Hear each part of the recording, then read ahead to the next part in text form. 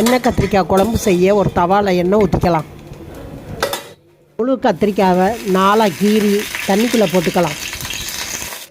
எண்ணெய் காஞ்சிருச்சு, கடுகு வெந்தயம் போட்டுக்கலாம். ஒரு பச்சை மிளகா போட்டுக்கலாம்.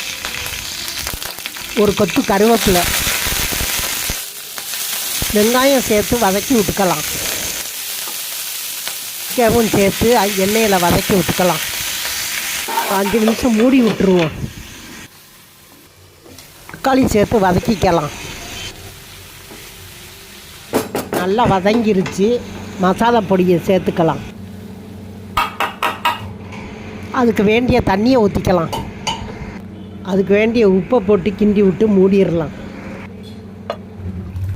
புளி ஊற்றி ஒரு 5 நிமிஷம் கொதிக்கட்டும், இறக்கிடலாம். கொத்தமல்லியை போட்டு இறக்கிடுவோம்.